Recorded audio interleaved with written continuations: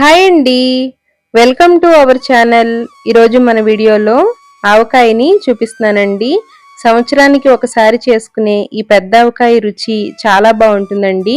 వేసవి కాలంలో మామిడికాయ వచ్చిందంటే ఎన్నో రకాల ఊరగాయల్ని తయారు చేసుకుంటామండి.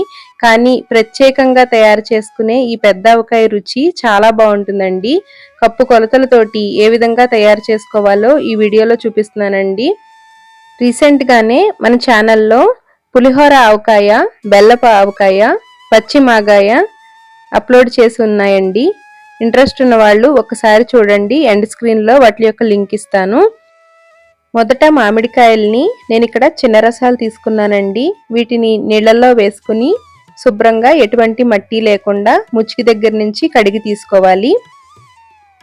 ఈ మామిడికాయలు గట్టిగా ఉండాలండి, పుల్లగా ఉండాలి, పీచ్ అనేది ఎక్కువగా ఉండాలండి. అలాంటి కాయల్ని ఎంచుకోవాలి. ఎటువంటి తడి లేకుండా బాగా తుడుచుకోవాలండి. బాగా ఆరిన తర్వాత మాత్రమే ముక్కలుగా తరిగి పెట్టుకోవాలి. లోపల ఉండే టెంకని తీసేసుకుని జీడి భాగంలో ఈ పొర అనేది ఉంటుందండి, ఆ పొరని కూడా తీసేసుకోవాలి, లేదంటే ఊరగాయ పాడవుతుందండి. ఇలా పొర తీసిన తర్వాత కూడా బట్టతోటి బాగా తుడుచుకుని ఫ్యాన్ గాలిలో 1 గంట సేపు ముక్కల్ని ఆరబెట్టుకోవాలండి. తడి అనేది అసలు ఉండకూడదు. ఇప్పుడు 1 కప్పుతోటి కానీ గ్లాస్ తోటి కానీ 3/4 కప్పు ఆవాలని పళ్ళెంలోకి తీసుకుని ఎండబెట్టుకోవాలి. ఆవకాయకి ఉపయోగించే వస్తువులన్నీ కూడా తడి లేకుండా చూసుకోవాలండి. అలాగే వేరొక పళ్ళెంలోకి 3/4 కప్పు కళ్ళుప్పుని వేసుకుని కళ్ళుప్పుని కూడా ఎండబెట్టుకోవాలి. సంవత్సరం పాటు నిల్వ ఉండే ఊరగాయలకి మెత్తటి ఉప్పు కంటే కళ్ళుప్పునే ఉపయోగించుకోవాలండి. మెత్తటి ఉప్పు వేయడం వలన రోజులు గడిచిన కొద్దీ ఊరగాయ అనేది ఉప్పొరిగిపోతుంది. అందువల్ల కళ్ళుప్పుని ఉపయోగించుకోవాలి. ఇప్పుడు ఇలా తుడిచి పెట్టుకున్న మామిడికాయ ముక్కల్ని సమానంగా ఉండే కప్పుతోటి కానీ గ్లాస్ తోటి కానీ కొలిచి తీసుకోవాలి. వెడల్పాటి పళ్ళెం కానీ బేసన్ కానీ తీసుకుని అందులోకి కొలిచి తీసుకోవాలండి. 4 కప్పుల మామిడికాయ ముక్కలు వచ్చాయండి. ఇప్పుడు ఇందులోకి 2 టేబుల్ స్పూన్ల వరకు వేరుశనగ నూనె వేసుకుని ఈ నూనె అంతా ముక్కలకి బాగా పట్టే విధంగా కలుపుకోవాలి. వేరుశనగ నూనె ప్లేస్లో మీరు నువ్వుల నూనె అయినా వేసుకోవచ్చండి. 4 కప్పుల మామిడికాయ ముక్కలకి 2 కప్పుల నూనె అనేది పడుతుందండి. నేను ఇక్కడ కొద్దిగానే వేశాను. మీకు కావాలి అనుకుంటే అరకప్పు నూనెని ఇప్పుడే వేసుకుని మామిడికాయ ముక్కల్లోకి కలిపి పెట్టుకోవచ్చండి. ఇలా నూనె రాసిన తర్వాత మామిడికాయ ముక్కల్ని 1/4 గంట సేపు పక్కన పెట్టుకోవాలి.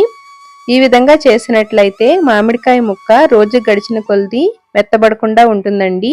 ఇప్పుడు వేరొక గిన్నె తీసుకుని అందులోకి మనం ఏ కప్పుతోటైతే మామిడికాయ ముక్కల్ని కొలిచి తీసుకున్నామో అదే కప్పుతోటి 1 కప్పు నిండుగా ఊరగాయల కారాన్ని వేసుకోవాలండి. అలాగే ఎండలో పెట్టిన ఆవాలని చల్లారిన తర్వాత మిక్సీ చేసుకుని మెత్తటి పొడిలాగా తీసుకోవాలి. ఈ పొడిని 3/4 కప్పు తీసుకోవాలండి. అలాగే కళ్ళుప్పుని కూడా ఎండబెట్టుకున్నాం కదండి, చల్లారిన తర్వాత మాత్రమే మిక్సీ జార్లోకి వేసుకుని ఈ కళ్ళుప్పుని కూడా 3/4 కప్పు వేసుకోవాలండి.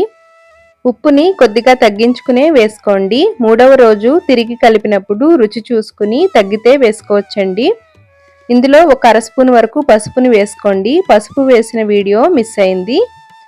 ఇప్పుడు ఈ గుండెలన్నింటినీ బాగా కలుపుకున్న తర్వాత నూనె పట్టించిన ముక్కలకి కొద్ది కొద్దిగా ఈ గుండెలని వేసుకుని కలుపుకోవాలి.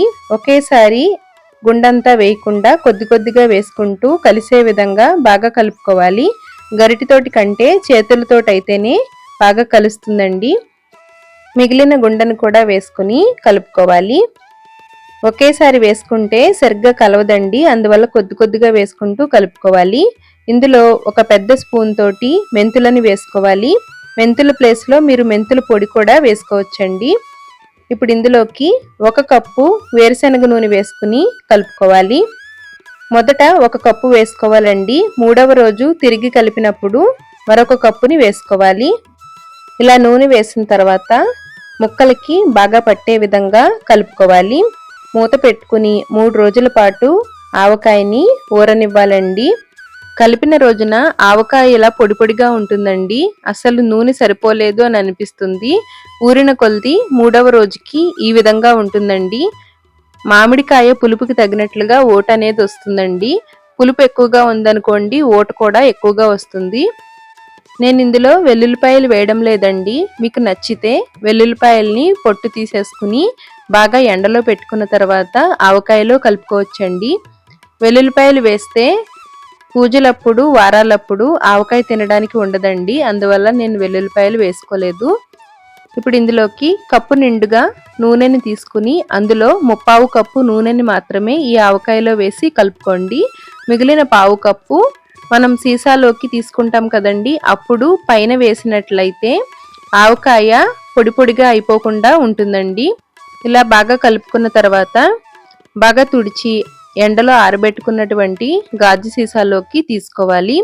స్టీల్ డబ్బాలోకి, ప్లాస్టిక్ డబ్బాల్లోకి ఆవకాయని ఉంచకూడదండి. గాజు సీసాలోకి మాత్రమే ఆవకాయని లేదంటే జాడీల్లోకైనా తీసుకోవాలి. ఇప్పుడు పక్కన పెట్టుకున్న 1/4 కప్పు నూనెని కొద్ది కొద్దిగా వేసుకుంటూ మూత పెట్టుకోవాలి. ఇలా చేయడం వలన ఆవకాయ మూత తీసిన వెంటనే మనకి పొడి పొడిగా అయిపోకుండా ఉంటుందండి. ఆవకాయ కలిపిన గిన్నెలో వేడివేడి అన్నం పెట్టుకుని కలుపుకుని తింటే చాలా రుచిగా ఉంటుందండి. పిల్లలు కూడా చాలా ఇష్టంగా తింటారు. కమ్మగా ఉంటుందండి. ఈ విధంగా ఈ కొలతలతోటి ఒక్కసారి చేసి చూడండి, చాలా బాగా వస్తుంది. మామిడికాయల సంఖ్య కాకుండా మామిడికాయ ముక్కలు కొట్టించిన తర్వాత వాటిని కప్పుతోటి గాని గిన్నెతోటి గాని గ్లాస్ తోటైనా కొలుచుకుని అవే కప్పులతోటి గాని గిన్నెలతోటి గాని మిగిలిన గుండలన్నీ తీసుకుని నూనె కూడా వాటితోటే కొలుచుకుంటే మనకి ఆవకాయ ఏటికి ఏడాది నిలుస్తుందండి. చూశారు కదండి ఎంతో సులభంగా ఆవకాయని ఏ విధంగా తయారు చేశామో. ఈ వీడియో మీకు నచ్చితే లైక్ చేసి మీ ఫ్రెండ్స్ అండ్ ఫ్యామిలీ మెంబర్స్కి షేర్ చేయండి. మన ఛానల్లో ఉండే వీడియోస్ని మీరు ఎప్పటికప్పుడు చూడాలి అనుకుంటే ఛానల్ని సబ్స్క్రైబ్ చేసుకుని పక్కనే ఉండే బెల్ బటన్ క్లిక్ చేసినట్లయితే నేను వీడియో పెట్టిన వెంటనే మీకు నోటిఫికేషన్స్ వస్తాయండి. Thanks for watching.